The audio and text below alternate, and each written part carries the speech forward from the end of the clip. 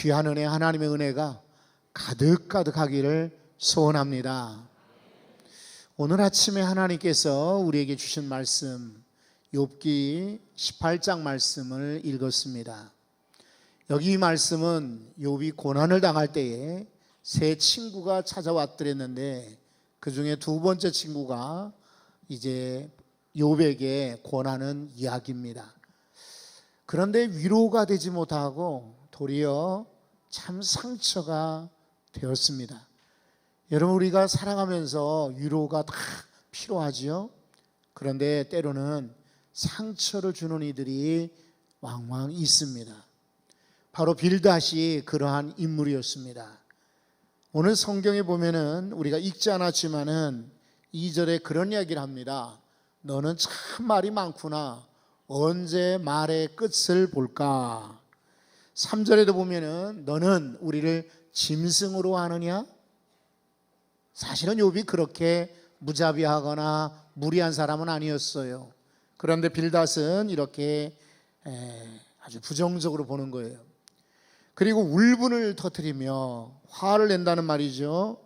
너 때문에 땅이 버림을 받겠느냐? 아니면 바위가 그 자리에서 옮겨지겠느냐? 너는 아무것도 아니다 이러면서 무시하고 있습니다. 5절도 보면은 악인의 빛은 꺼지고 그의 불꽃은 빛나지 않을 것이며 6절에 그의 장막안은 어두워질 것이다. 그리고 등불은 꺼질 것이다 라고 이야기하고 있습니다. 이 욥기는 지금부터 약 3500년 전 옛날 이야기거든요. 옛날에는 정착된 그런 집보다는 움직이고 사는 유목민들이 텐트가 있었어요. 장막이 있었는데 장막 이렇게 가운데에는 등을 달았거든요. 짐승의 기름 같은 거, 그때는 석유가 나지 않았고 발견되기 전이었기 때문에 나뭇가지나 혹은 짐승의 기름을 가지고 불을 태웠어요. 빛을 이렇게 내야 되는데 꺼졌다. 그러니까 텐트 안에 사는 가족들이 깜깜하니 무슨 일을 하겠어요. 그와 같이 비유컨대 너의 집은 이제 소망이 없다라고 지적하고 있습니다. 여러분, 계속해서 7절도 보면은 그의 활기찬 걸음이 피곤하여지며, 욥이 옛날에는 활기있게 걸었는데 이제는 피곤하더라 이런 말이에요. 그가 마련한 꾀에 스스로 빠질 것인데, 계속해서 8절 보면 그의 발이 그물에 빠지고 올가미에 걸려든다. 또 9절에도 보면은 그의 발꿈치는 덫에 치이게 된다. 그의 몸은 올무에 얽히게 된다. 그리고 10절에는 그를 빠뜨릴 함정이 기다리고 있다. 전부 악담을 하고 있습니다. 그리고 아주 심한 말을 하고 있어요. 여러분, 혹시 매기 효과 이런 말을 들어보신 적이 있을 거예요. 이게 무슨 말이냐면은 저 북유럽에, 그러니까 노르웨이라든지요, 덴마크 이런 북유럽에 사는 사람들 가운데는 이제 어부들이 많아요. 고기를 잡는다고요. 청어 같은 것을 잡아서 유럽에 갖다 팔아야 되는데 그냥 청어를 그냥 놔두면은 얘네들이 조용한 수족관 안에서 그냥 가만히 있더란 말이에요. 그러면은 병들기도 하고 그리고 죽기도 해요. 움직이질 않으니까.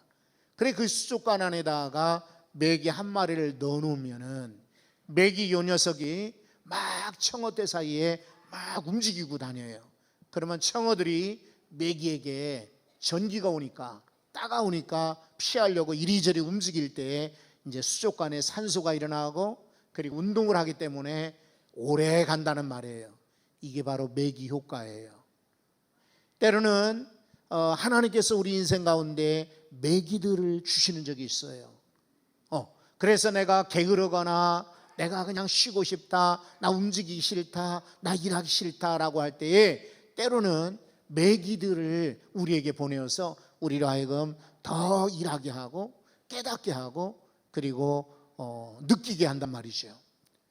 그렇다고 해도 빌닷이 여러분 이 욥에게는 아주 심한 그런 말을 한 거예요. 그러니까 굳이 우리 성도들은 매기 역할을 할 필요가 없어요. 도리어 기도하고 그리고 그 사람이 깨닫고 그 사람이 변하고 그 사람이 달라지게 하는 것이 오히려 하나님이 역사하는 게 더 빨라요.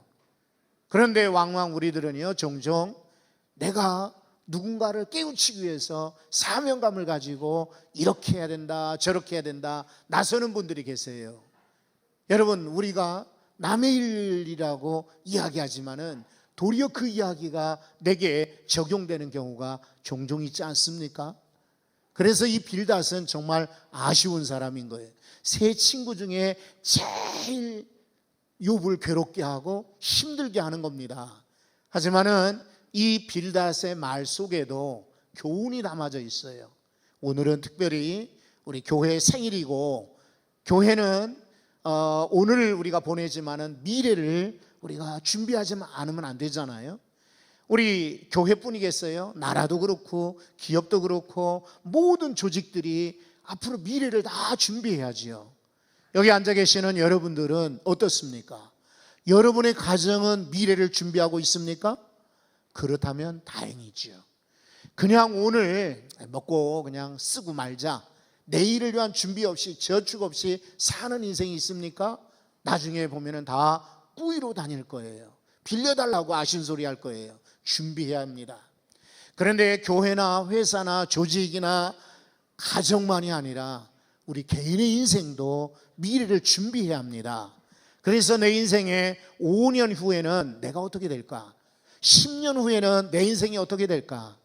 20년 후에 30년 뒤에는 내 인생은 어떻게 될까를 미리 예측하고 오늘 준비해야 돼요. 그런 점에서 성경이 오늘 몇 가지 준비할 것을 가르쳐주고 있어요. 첫째는 뭐냐면, 여러분 12절의 말씀을 한번 보십시오. 그의 힘은 기근으로 말미암아 쇠하고, 방송실에서 성경을 한번 보여주시면 좋겠어요. 12절에 보면은 그의 힘은 무엇으로 말미암아? 기근으로 말미암아 쇠한다. 여러분 기근 아시죠? 비가 오지 않는 거예요. 그리고 농사가 안 되는 겁니다. 계속 흉년이에요. 날이 춥거나. 이 기근을 이기는 방법이 몇 가지 있어요. 하나는 도망가는 거예요. 그냥 외국으로 도망가는 겁니다. 아브라함이 애굽으로 갔어요. 그리고 룻기에 나오는 나오미가 이렇게 모압 땅으로 도망갔어요. 그리고 이스라엘 백성들이 애굽으로 갔어요. 기근이 날 때 외국으로 도망가는 방법이 있고요. 또 하나는 기근 날 때 물건을 사오는 방법이 있어요. 그래서 쌀을 사러 갔죠. 곡식을 사러 가고요. 기근 때에는 물건을 사들이는 경우가 있어요. 또 하나는 기근 때에 가서 빌려달라고 원조를 요청하는 경우가 있어요. 나라들도 어려운 일이 있을 때 도와달라고 합니다. 하지만 여러분, 우리 인생이 그렇게 이민을 간다든지 또 돈이 있어서 구한다든지 이러면 좋겠는데 빌리러 간다는 건 말이 안 돼요. 그럼 뭘 준비를 해야 되느냐? 여기 성경이 말하는 기근은 자연재해 기근이 아니라 인생의 영적 기근을 말하는 것입니다. 여러분, 이 마지막 때 영적으로 무장되어 있지 않으면 우리는 기근으로 말미암아 기운이 쇠하여집니다.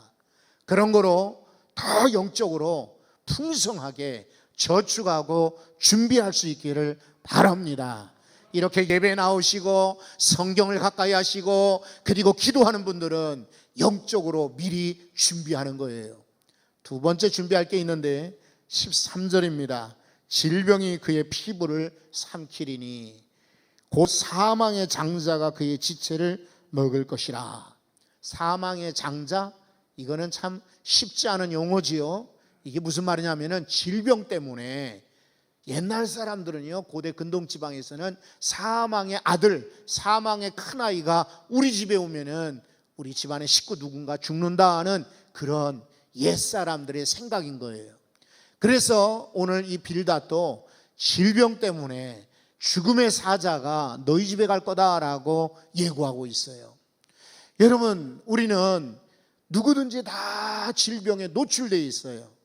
지금 건강한 사람도 내일 보장할 수 없어요. 누구든지 다 쓰러지고 넘어지고 다치고 그러는 것입니다. 연세 드신 분들은 더 질병에 취약합니다. 조심하셔야 돼요. 그러나 젊은 사람이랄지라도 언제든지 건강할 수는 없어요. 그렇다면 미래에 우리는 뭘 준비해야 될 것인가? 신유의 치유의 사역을 더 강조하고 더 사모해야 합니다. 성경 구절 한 구절을 제가 골랐습니다. 여러분, 마가복음 5장 34절인데 이 말씀을 한번 읽어봅시다. 다 같이. 내 믿음이 너를 구원하였으니 평안히 가라. 내 병에서 놓여 건강할지어다. 아멘. 건강할지어다. 이렇게 말씀하셨는데 믿음이 너를 구원하니 건강하여지는 거예요. 병원에 간다고 건강하지는 않아요. 다 약만 먹는다고 다 건강하지 않아요. 보약 먹는다고 몸이 건강한 건 아니에요. 믿음이 너를 구원하였으니, 오늘 말씀처럼 믿음으로 무장하시면 질병도 죽음도 이기고 승리할 줄로 믿습니다. 세 번째 준비할 게 있어요. 14절에 보면은 그가 의지하던 것들이 장막에서 뽑히며 그는 공포의 왕에게로 잡혀간다. 의지하는 것 많죠. 돈도 의지가 되고요, 힘도 의지가 되고, 자식도 의지가 되고, 아파트를 하나 사놓으면 의지가 될걸요. 아니면 요즘 같은 때 금이 비싸니까 금을 잔뜩 갖다 놓으면 의지가 될지 모르죠. 그런데 여러분, 그런 것들이 평생을 보증합니까? 의지했던 것들이 장막에서 뽑힌다라고 말하고 있어요. 여러분, 그래서 이 세상의 것을 의지하면 안 돼요. 언젠가는 뽑혀요. 돈도 뽑혀나가고, 내 힘도 뽑혀나가고, 아이들도 뽑혀나가고, 집도 뽑혀나가고, 다 사라지고 나서 후회하게 될 겁니다. 아, 내가 잘못 의지했구나.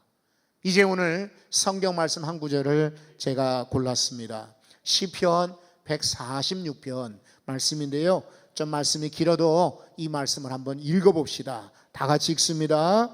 의인들을 의지하지 말고 도울 힘이 없는 인생도 의지하지 말라. 그의 호흡이 끊어지면 흙으로 돌아가서 그날에 그의 생각이 소멸하리로다. 야곱의 하나님을 자기의 도움으로 삼으며 여호와 자기 하나님에게 자기의 소망을 두는 자는 복이 있도다. 아멘. 여러분, 귀인들을 의지하지 말라. 귀인은요, 귀한 사람이죠. 높은 사람이에요. 권력자입니다. 의지하지 마라. 그리고 도울 힘이 없는 인생도 의지하지 말라. 오직 야곱의 하나님을 자기 하나님으로 삼고 그 하나님에게 자기의 소망을 두는 자가 복이 있다. 여러분, 하나님을 의지하시기 바랍니다. 그래서 마지막 때는요, 믿음을 더 키우시고 그 믿음이 여러분의 인생 준비가 되는 거예요. 마지막으로 여러분 19절 말씀을 제가 읽으려고 해요. 욥기 본문의 19절에 그는 그의 백성 가운데 후손도 없고 후예도 없을 것이며 그가 거하던 곳에는 남은 자가 한 사람도 없을 것이라. 여러분, 점점 우리 출산율이 줄어들고 있어요. 우리 지난 6월달, 7월달, 8월달, 9월달에서 아이들이 자꾸만 우리 교회에 생겨서 굉장히 기뻐요. 근데 실제로는 우리나라의 출생률이 지금 줄어들고 있어요. 생육하고 번성하고 충만하라고 하셨는데 생육은커녕 잘하지 못합니다. 번성은커녕 지키지 못합니다.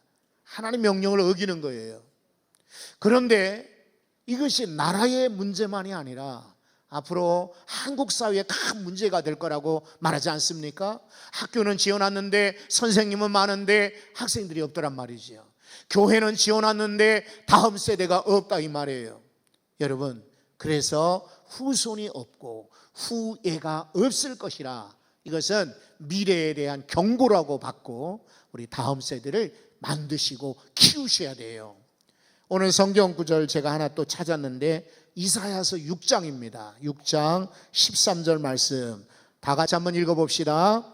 그 중에 10분의 1이 아직 남아있을지라도 이것도 황폐하게 될 것이라. 밤나무와 상수리나무가 배임을 당하여도 그 구루터기는 남아있는 것 같이 거룩한 씨가 이 땅에 구루터기니라. 아멘. 10분의 1이 남아있어도 여러분 그거 소용없을 것이래요. 다 모든 나무, 상수리나무나 밤나무 다 배임을 당하고 구루터기만 남을 거래요. 그런데 오늘 성경 말하기를 그 구루터기에서 싹이 나죠. 줄기 나고요. 나중에 잎이 나서 큰 나무가 될 것이라고 예언하고 있어요.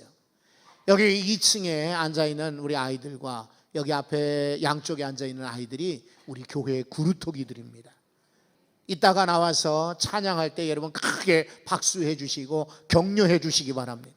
다음 세대들이 이렇게 건강하게 자라서 하나님 나라의 일꾼으로 만드는 것, 이거 우리가 준비할 일입니다.